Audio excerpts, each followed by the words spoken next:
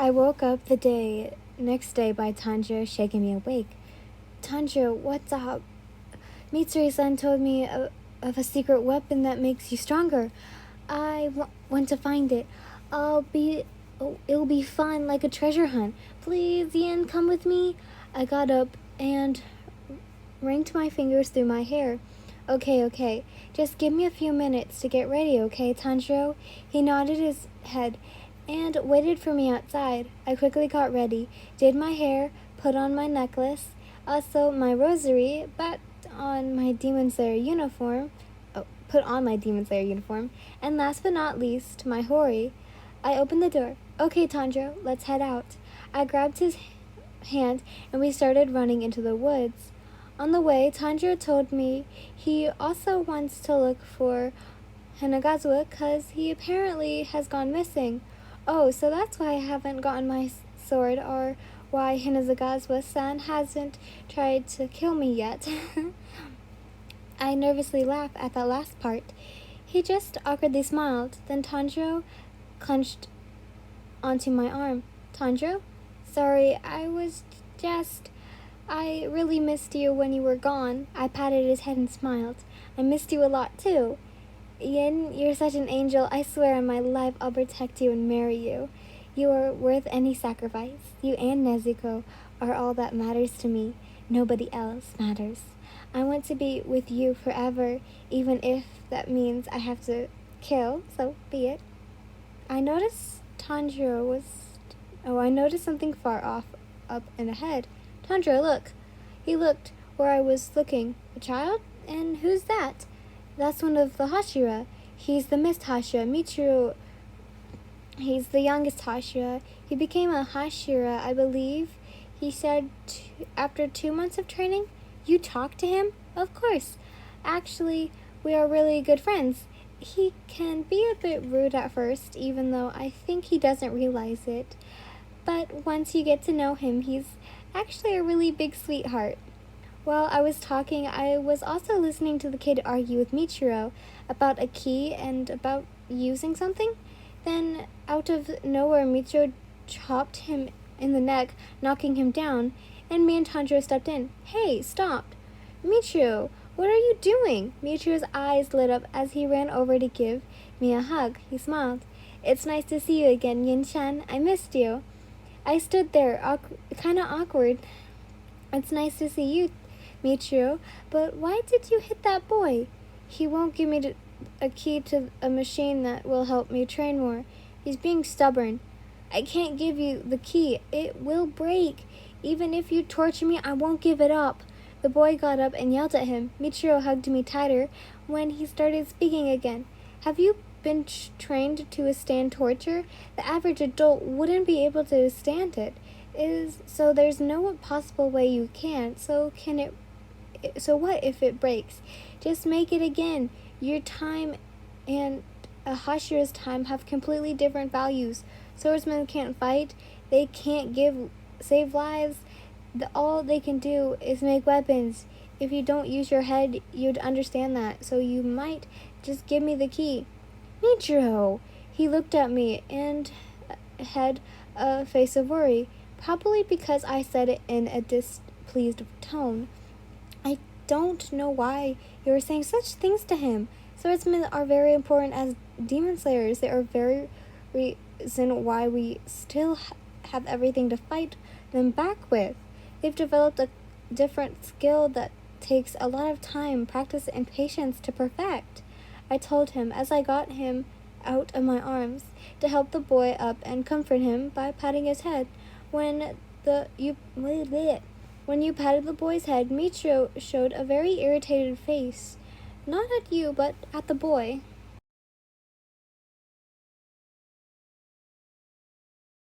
Tanjiro then tried talking some sense, but then Michiro just chopped his neck and he passed out as well.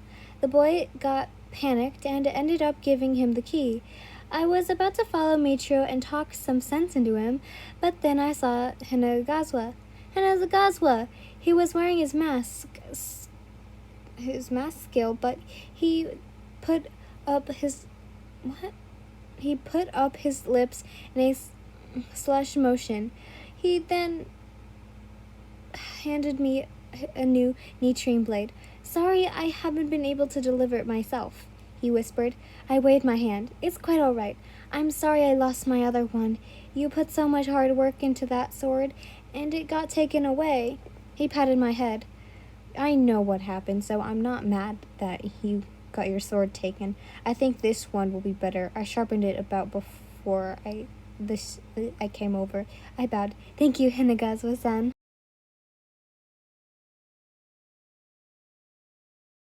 He then disappeared back into the forest. I decided to follow Michiru and give him a talking to. I found him setting up the robot. Despite how strong he is, he can only really sense demons and humans, but I'm kind of good at making my presence and softening my aura. So I did that. Then he took a breath, walked before him, and whispered in his ear to freak him out. Michiru-kun. He turned around and jumped back, all freaked out. I giggled, but then got serious, remembering what he did. You know that wasn't very nice what you did back there. He hugged me. Sorry, Yin-shan, but this thing will really help my training. I patted his head. I couldn't stay mad at him. He was just too cute sometimes. I look over at the robot and noticed its earrings and hair color. It was the same as Tanjiro and similar hair color to Tanjiro's as well. He let go and started up the robot, and I decided to watch. Tanjiro and the kid came up. Tanjiro said how the robot is somebody he saw in his dreams. The kid with the mask said how I could be an inherited memory, meaning it was a memory from somebody in the past. They are actually quite rare to have sometimes. Then we heard a crack and saw Michiru broke some of the robot's armor. The kid ran away with Tanjiro chasing him after him. I didn't know maybe I should stop Michiru from destroying the doll any more than he has. He finished a few seconds later. He turned to me. Yin-shan, why don't you give it a try? I laughed as if he was telling a joke, but he wasn't. I thought hesitantly, kind of irritated, watching how fast it moves. I think I'd be a miracle if I didn't get hit once. I don't know, Michiru. That kid seems to really want to keep that from breaking. I can't really training with it, but I am willing to train with you, Michiru. Your swordsmanship is very impressive. I'd ever be so grateful if you trained with me, Michiru. He smiled with a little blush and agreed. I just think that it's about wouldn't been better if you trained with a doll. What if you get captured again? You need to be able to escape. Michiru told me as he walked down. You all worry about me too much. I really doubt I'll be captured again. I said, patting his head. Soon we reached the house we were staying at and got into a room to eat. Yin-shan, try this. Michiru was constantly shoving food into my mouth, even though I had bento with food in it already. Michiru, I can feed myself just fine. I smiled and laughed. I ate some more of my own bento. You know, you can call me... Oh, shit. Well, I've been calling you Michiru this whole time. I call you by your first name. I think it's only fair if you do the same. I put my bento down and side-hugged him while saying, Are you sure? Oh, I'm not going to be able to say this nickname, but Miyu-kun. Michiru then turned a very bright shade of red after he was fine with it and said only I could call him Miyu-kun. I was walking towards my room to go to sleep, but I saw a familiar black-haired mohawk. I ran up behind him and hugged him from behind. Genya! He looked at me and turned red. Yin, how are you tonight? Oh, I'm fine. How about you? I'm great. I'd hang out with Tanjiro. Also, Michiru and I trained very hard, and I got to see you again.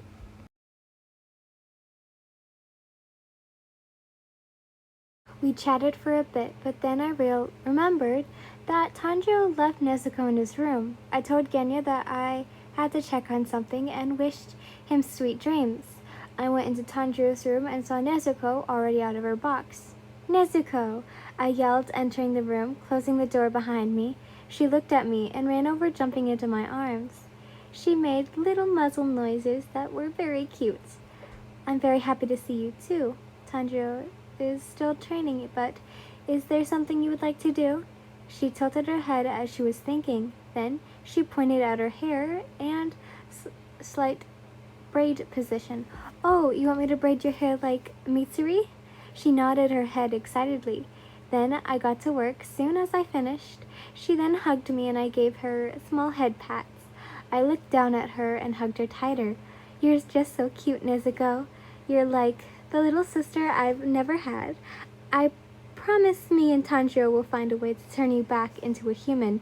Don't think these are just nice words. When I make a promise, I stick to it. She then started slightly crying, but I knew they were tears of happiness. I'm glad to make you happy, but let's wipe those tears. I yawned. I'm feeling a bit sleepy. You don't mind if I take a nap, right, Nezuko? She nodded her head, and I went to lay on top of the futon. She then came up and curled up with me. I put the futon over us. You went to sleep, forgetting all about your worries.